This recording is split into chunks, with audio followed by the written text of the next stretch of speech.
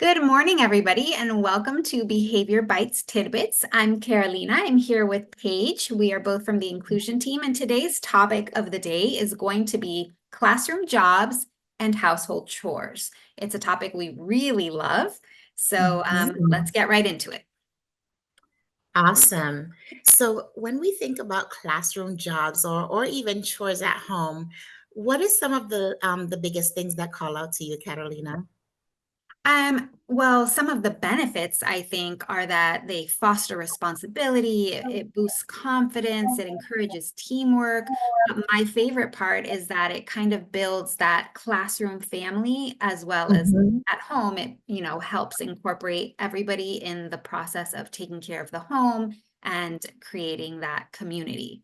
What about you? What do you think? Absolutely. And I love because that teamwork piece of it, because something that we're really struggling with inside of the classroom and maybe in the home right now is that teamwork, so that those skills that it's building, like fostering the communication and cooperation and self and conflict resolution.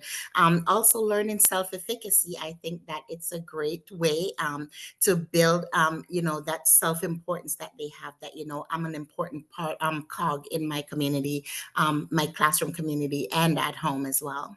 Absolutely. Absolutely. So let's think about maybe some tips we can share when we are in the classroom. Oftentimes you and I both go into classrooms to observe children, and I noticed Mhm. that a lot of classrooms aren't actually using job charts or classroom jobs Mhm. at all, which is so beneficial because it can really help with classroom management, especially some children with challenging behaviors. It gives them like that feeling of being a helper, which many of them often enjoy. So what are Mhm. some like tips maybe we can recommend when we are creating classroom jobs? So I'd like to say, like, think outside of the box, right? So really go for what your kids are into, what are they interested in. This is also a great way where I think that we can teach like language to kids. So for example, when you're thinking of your classroom jobs and the names that you're trying to delegate, I would really like it when we're going outside of the scope. So like for example, instead of your door holder, you can have your classroom valet. And then at lunchtime, you can have your classroom concierge and they're helping. And so, dress it up with little dress up clothes. I would ask my family to, do you have like older kids that have grown out of maybe like little blazers or jackets or, little dress up clothing, and they can actually dress up. You can make their little name tags. They can wear like a little special hat or something, just to make them feel the importance of that job. And this is also where, in terms of managing behavior, we're teaching those leadership skills. So now, in terms of this child having this very important job or role in the classroom, when they're acting not according to your behavior specifications in the classroom, now you can really come back and have a checkpoint. Are you acting like a leader? And you're really getting them to think in that manner. Absolutely. I absolutely love those suggestions.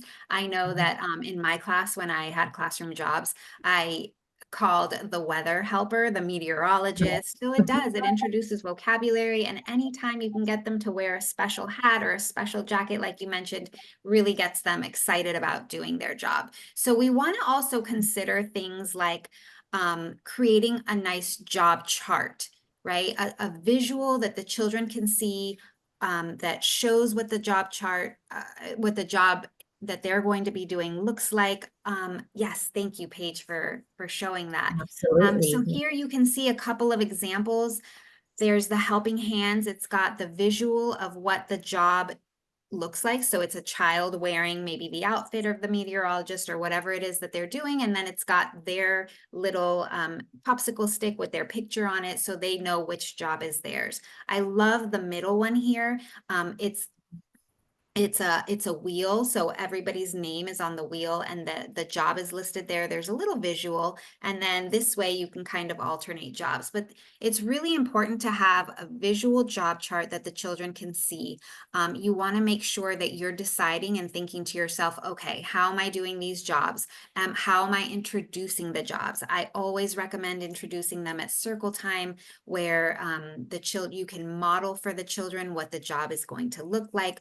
who's going to do the job, where and when in the day does the job take place. So it's going to take some time to introduce the jobs and to have every child be able to do each job, which is something else to think about, right? Because you need to know how you're going to manage that process. Exactly. And so here, if you guys want to pause and take a screenshot, also is some great ideas for, jobs that you can use or titles that you can use in the classroom. And I love that it have like, a little snippet of the benefits of this or what it does, how it helps the children. Absolutely. So just real quick, some things to consider. You want to make sure but both Paige and I feel that you want to have enough jobs for everyone in the class. That's going to help a lot with everybody feeling part of it. You want to decide how often you want to switch jobs. Is it going to be daily or weekly? How are you going to deal with maybe disappointment of a child that gets assigned a job that maybe they don't want? Are you going to allow them job of their choice? How, like, you just want to think through before you introduce this so that it can go as smoothly as possible. Also have a plan if a child refuses to do their job. And then what do they need to do in order to keep their jobs, right? So you want to make sure that you've thought all this through. And there's lots of stuff on Pinterest, on Google that Yes. you can look up.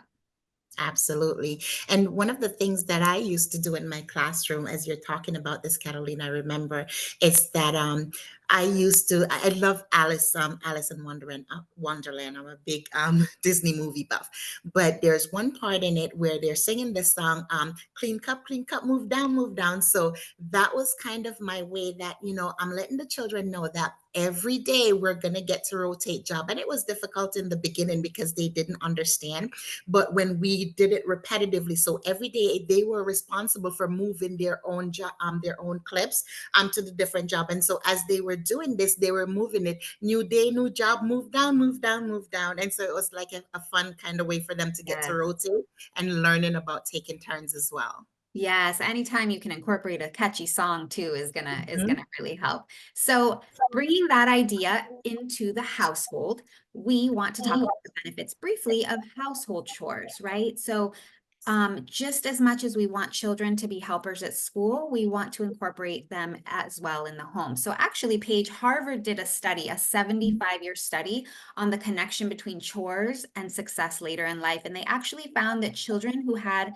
chores as um, when they were young in the household have higher self-esteem. They become more confident adults. They become people who are better equipped to deal with frustration and adversity and actually do better with delayed gratification. So there are tons of benefits, as well as coming together, in the home, cooking together, things of that nature. Yeah, absolutely. And I can remember, having jobs as children. Like, one of the things that I remember was that when my grandma was getting ready to go to the market, like it was our job to find all the empty perfume bottles because she had to bring them to the market to go ahead and refill them. And so even to this day now, I can see how that trickled on into my adult life because I'm very organized. I like things by size on my dresser, by the length, everything has to be neat and organized. So this is something that's going to build skills in them for a lifetime. Absolutely. Absolutely. 100%. It's so important. I actually have daughters in college, and it's interesting to see. You can tell which roommates had chores when they were in their home and which did not by the Did clean. not, absolutely. Um, so it just a quick observation also is that chores are really great. Those are things like making the bed, keeping the room clean, helping with dinner, right? Those are things you want Yeah, everybody to be involved in and have responsibility in the household. So I don't recommend paying children to do chores. It's an expectation, right? We all come together in our home and take care of the home. But there are things that if you want, you can have special jobs that children can earn money to do. And those are things like maybe raking leaves outside, washing the car, organizing a specific closet, helping organize the garage. So those can be bigger things, but we really encourage you do not to pay your children to do chores. That should be an expectation. Um, absolutely. so I think we have a picture for age appropriate household chores, which we want to include briefly before we let everybody go, just so that we have some ideas. Absolutely. And so always keep in mind that what is age appropriate. Remember that competence, it builds confidence and not just praise. So we want to set their environment in a way that's going to allow them to do things as independently as possible. So here I like this graph because it shows you, the type of jobs that are appropriate for, a child's age. And so you guys can take a screenshot of this as well, and you can implement this in your home when assigning jobs to your children. All right. Well, thank you so much for Mhm. joining us today. We hope this helped give you some ideas for what you can do in the classroom and in your home to help encourage your children to participate and build community. We will see you next time. We'll see you next time. Bye. Bye.